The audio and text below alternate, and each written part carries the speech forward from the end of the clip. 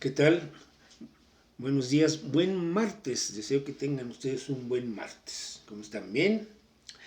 Me voy a permitir el día de hoy tomarme una cierta acción de libertad para hablar de un tema que, por las coincidencias, no otra razón, quiero aprovechar el tiempo de hoy para comentarlo con ustedes. Hay muchos asuntos, digamos, de naturaleza nacional, todo lo relacionado con el proceso electoral que ya vamos a iniciar formalmente y todo lo relacionado con los ataques, los infundios, las campañas, la campaña sucia, las guerras de este tipo, las guerras de aquel otro tipo, los denuestos, las ofensas, las irreverencias de muchos que acusan sin darse cuenta que uno es amo de lo que piensa y esclavo de lo que dice. Y no puedo entender cómo personas con experiencia en los medios puedan hacer acusaciones tan infundadas que no se sostienen, que no hay ninguna razón. ¿Por qué las dicen? Además de por brutos, porque tienen consigna. Pero bueno, eso yo tengo un tema preparado para el jueves. O sea, pasado mañana espero que nos volvamos a ver. Pero hoy quiero hablar de algo que tiene para mí algún valor porque viví los momentos en donde estos personajes se vieron involucrados en situaciones fatídicas. Bueno, el día de ayer en Estados Unidos, que no es muy proclive a hacer días feriados, ¿no? Nosotros tenemos pues que el lunes ni las gallinas ponen, los martes ni te cases ni te embarques, miércoles de ceniza, jueves santo, viernes sexual, sabadito social y el domingo día de descanso. Entonces nosotros nos movemos así con muchas fiestas. Ellos no tienen muchas, pero la de ayer es una que celebran o que conmemoran, no celebran, que conmemoran con mucho ánimo, pero con una digamos que como con una especie de respeto epidérmico, porque tampoco hay tanto, ¿no?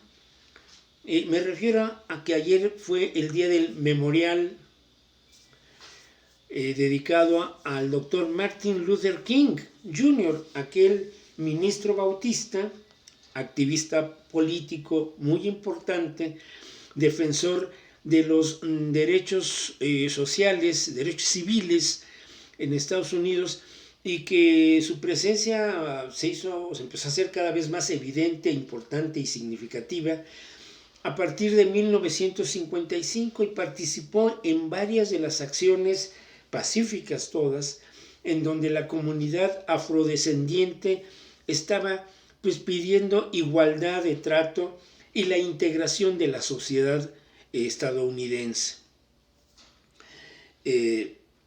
Y bueno, se planteaban muchas cosas relacionadas con por qué la segregación. Los negros por un lado, los blancos por el otro. Y Martin Luther King apelaba a que se promulgara la ley de los derechos civiles, que implicaba que la comunidad afrodescendiente tenía el derecho igual que la comunidad blanca. Eso era, digamos, su lucha. Y hubo momentos así muy famosos, la marcha en Selma, el paro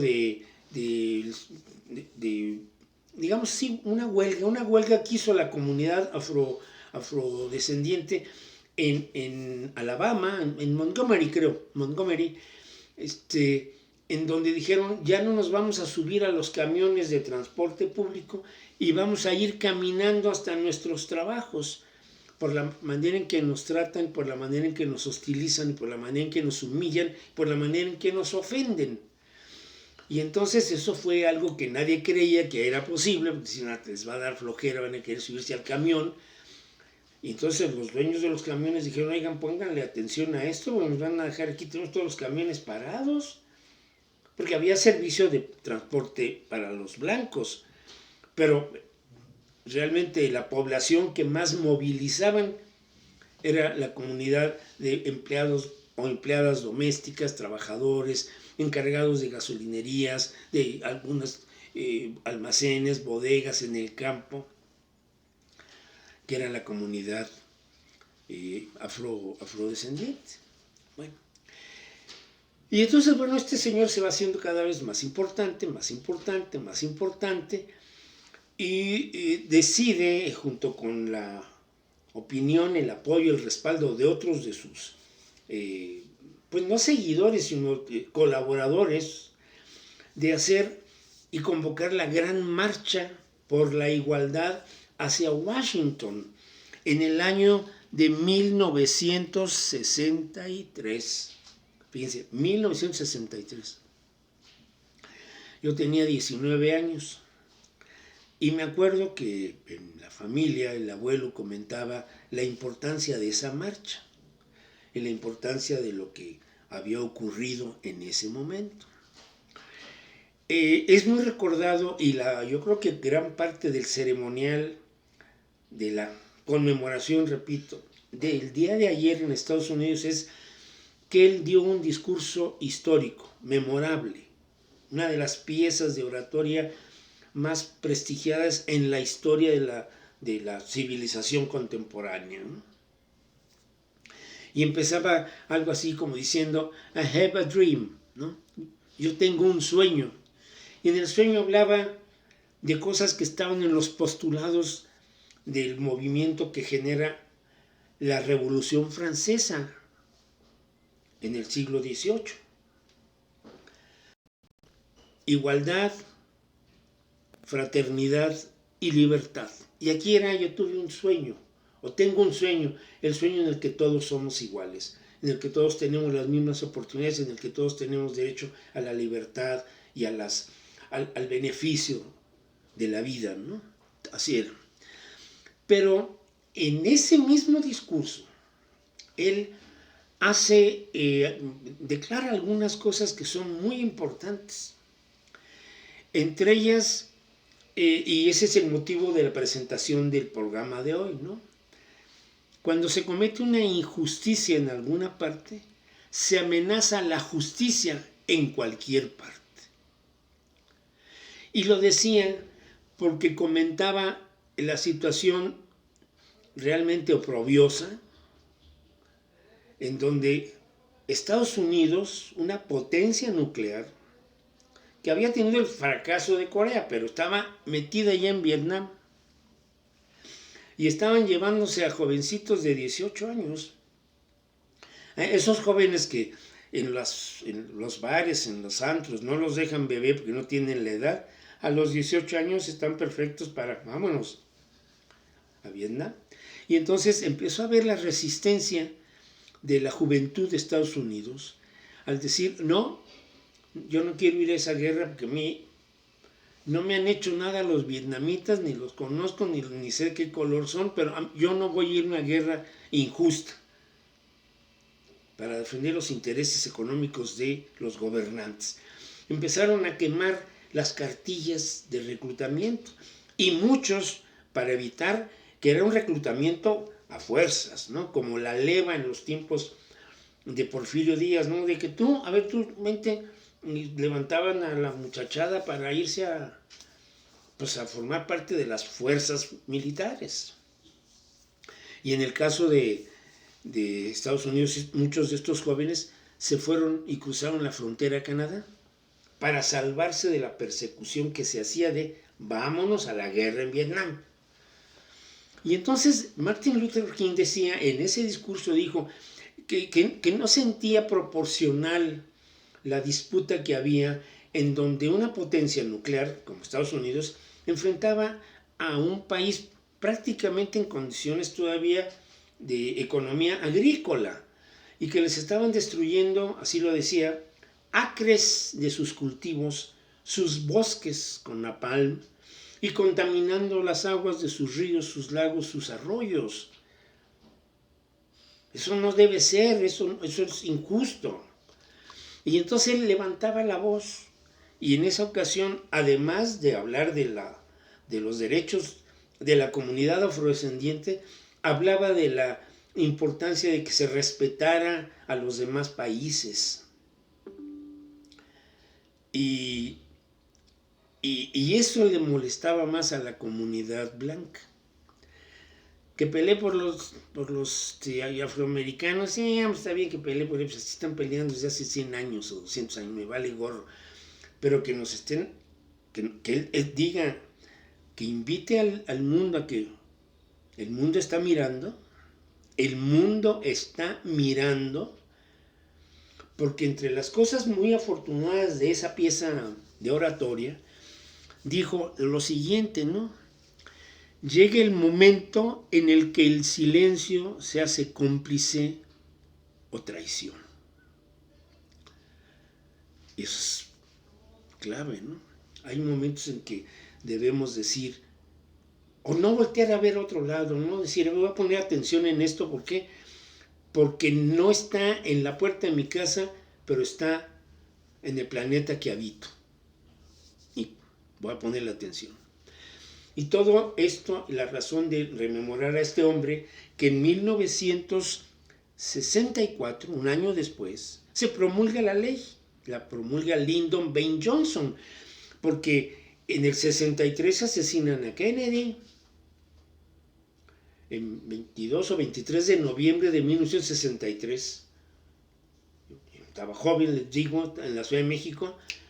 Mi hermana llegó realmente así como muy aturdida, emocionada, a prender la televisión para decir, y como que clamaba una plegaria diciendo que no sea cierto, que no sea cierto, que esto no sea cierto.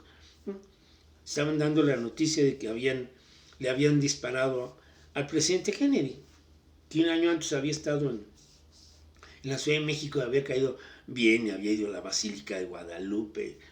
Su familia era católica, ¿no? Pero bueno.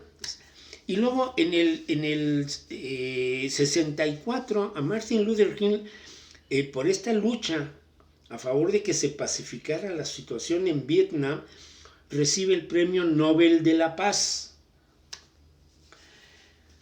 Y en el 68, en Memphis, estaba en el hotel, en la terracita, en el balcón de la habitación de su hotel, saludando a algunos seguidores, iba a decir algunas palabras, y de un edificio de enfrente le dispararon y lo eliminaron de la vida, ¿no? Pero ahí quedó la memoria. Entonces Martin Luther King es importante para Estados Unidos.